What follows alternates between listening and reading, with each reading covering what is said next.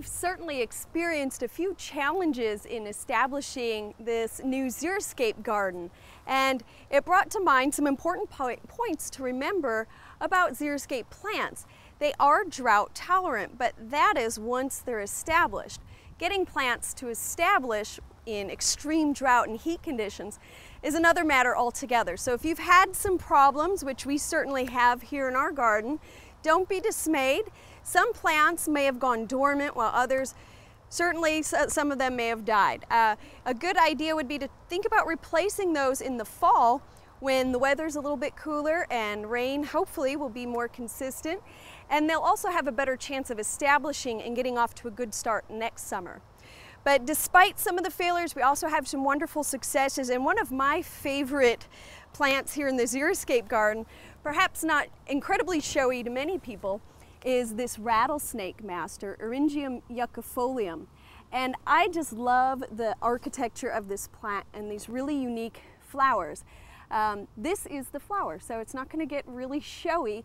In these little balls, each one has hundreds of tiny white flowers, and these are very attractive to butterflies and skippers and bees and all sorts of pollinators. This is a native prairie plant, and you might be surprised to hear that it is in the carrot family. I think it more resembles the source of its species name, the yucca, is yuccifolium, because of these strap-like leathery leaves. And in addition to the fun shape of the flower balls, I also like the nice bluish gleam that we have on the foliage.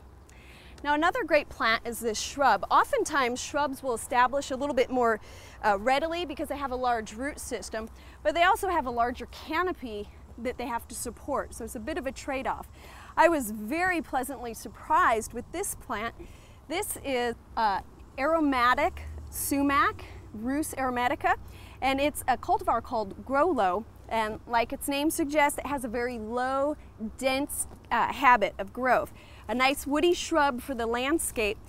In the springtime, it'll be covered with yellow flowers that turn into hairy red fruits. Now, our plants were just planted this year, so we don't have any fruits, but next year I can expect the fruits to cover it, and they'll remain on into the winter months, and they're very attractive to wildlife. Now, the reason I've been very pleasantly surprised by this is we planted it very late in the spring. In fact, it was early June, and it's done remarkably well. So I'm just so pleased with this cultivar. I like the nice shiny green leaves. In the fall, we'll get some burgundy, red, and orange coloration in the foliage.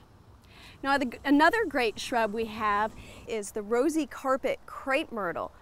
Now, I would not expect a crepe myrtle to behave poorly in this weather. They seem to tolerate the worst that we could throw at them.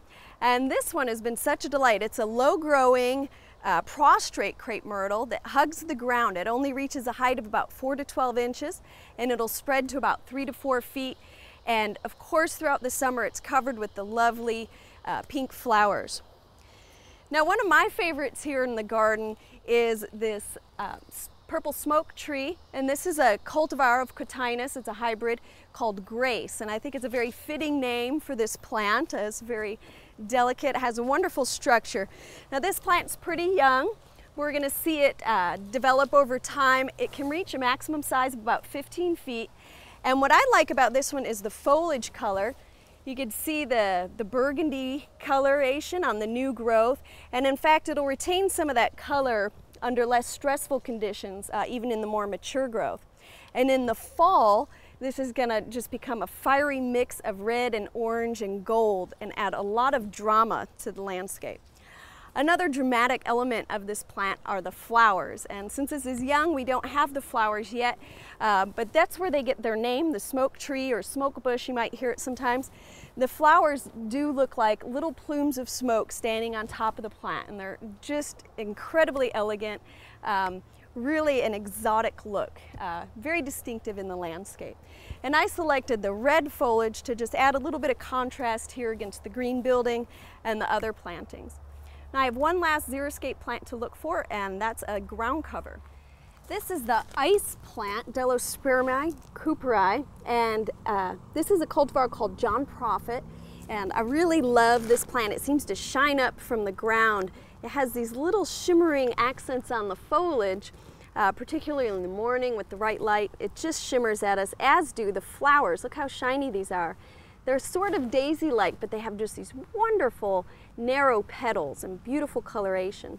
This is a great ground cover. It likes dry habitats, and it really seems to be doing well. Quite happy here on our rock wall.